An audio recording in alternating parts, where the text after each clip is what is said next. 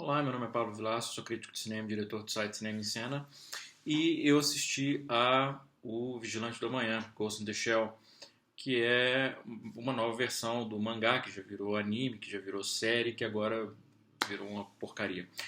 É, essa nova versão é... Bom, primeiro vamos falar da questão mais controversa que envolve elementos extra-filme, que é a questão do whitewashing, que é pegar os personagens asiáticos e escalar personagens caucasianos para viver esses personagens, embranquecer os personagens. É, isso é um problema de representatividade, óbvio.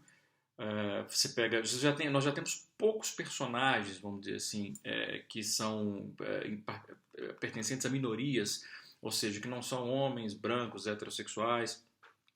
E quando Hollywood pega esses personagens, esses poucos personagens já que representam essas minorias e transformam em personagens brancos, isso torna, não só, não vou nem falar da questão da representatividade em si, que você impede que grupos inteiros de pessoas se enxerguem na tela, mas além disso torna tudo muito desinteressante, porque a gente já está acostumado a ver tudo a partir do mesmo ponto de vista, todas as histórias são contadas a partir do mesmo ponto de vista. Eu estava conversando outro dia com. Agora eu esqueci, enfim, com quem foi.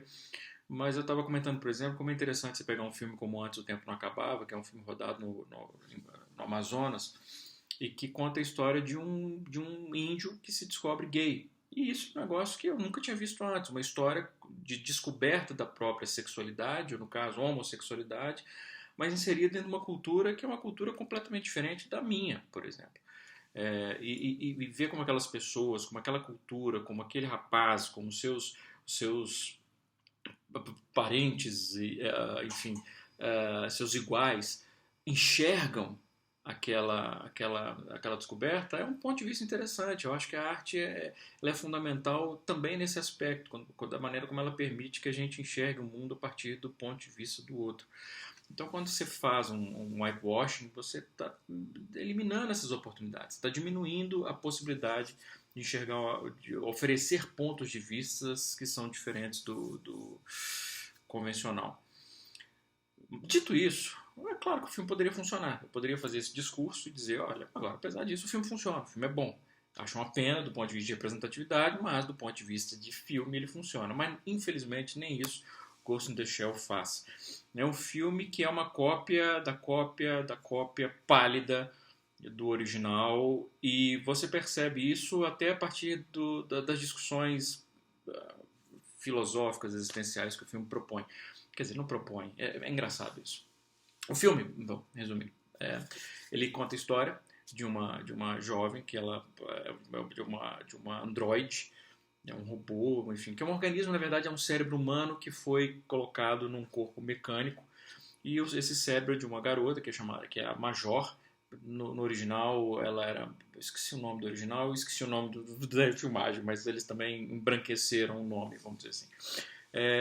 E ela começa a investigar uma série de assassinatos de pessoas que trabalham na empresa que a criou, e tentando descobrir quem é esse assassino, por que ele está matando essas pessoas, qual é a motivação, e nesse processo ela começa a questionar um pouco a sua própria identidade, a sua própria origem, e, enfim. Então o filme ele e também o fato de ela ter sido criada para trabalhar basicamente como uma assassina paga para esse grupo.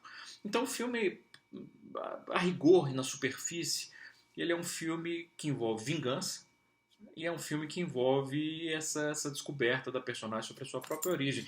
Mas essa não é a graça. A graça do original como isso é usado como ponto de partida para uma série de discussões sobre a própria natureza da personagem, de identidade. E esse filme é curioso porque é como se você estivesse vendo um adolescente sem qualquer experiência, um adolescente que não está acostumado a ler, um adolescente que nunca viveu nada, e de repente ele lê em um artigo da Wikipédia algum conceito filosófico e tenta reproduzir em uma conversa com os colegas no dia seguinte. E além do desconhecimento se une a imaturidade, você percebe o quanto é frágil o que ele está dizendo. Quando esse filme com a Scarlett Johansson ele começa a dizer não, porque nós não somos nossas memórias, nossas ações nos definem mais do que nós lembramos. Você fala, meu Deus do céu, sério, é isso. É patético. Você vê que o filme está tentando abordar discussões e questões que ele não tem capacidade de abordar e desenvolver. Então é um filme frágil até nesse sentido. Agora, tem alguns elementos que são bacanas. Por exemplo, o design de produção do filme é absolutamente espetacular.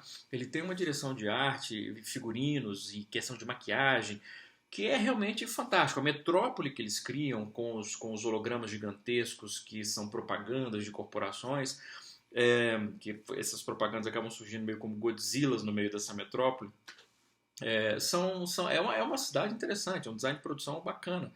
É uma cidade claustrofóbica, é uma cidade cinza, abafada, sufocante, que lembra em alguns momentos aquela que é a cidade futurista que se tornou, enfim, referência para todos os filmes do gênero, que é de Blade Runner, que por sua vez tinha muita inspiração lá atrás em Metrópolis, do Fritz Lang. Tem um pouco disso no Ghost in the Shell, o que também acaba rimando, vamos dizer assim, com o fato de que esse filme ele tenta se apresentar com elementos de noir, vamos dizer assim, um robô noir, mas é só na superfície. Esse filme é um filme que ele é só superfície. A história é um caos absoluto. Não faz o menor sentido se você para analisar, é cheio de buraco. Os personagens são personagens unidimensionais. Qualquer tentativa que o filme faz de emotividade é uma emotividade de superfície.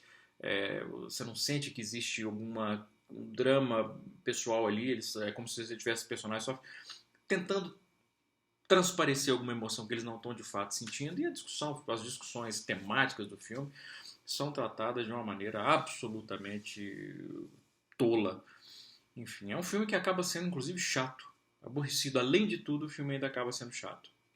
Tem a Scarlett Johansson, que é uma grande vantagem, mas a Scarlett Johansson, que eu considero uma boa atriz, ela não pode fazer nada nesse filme porque não tem roteiro que a sustente. Enfim, é isso. Um grande abraço, bons filmes.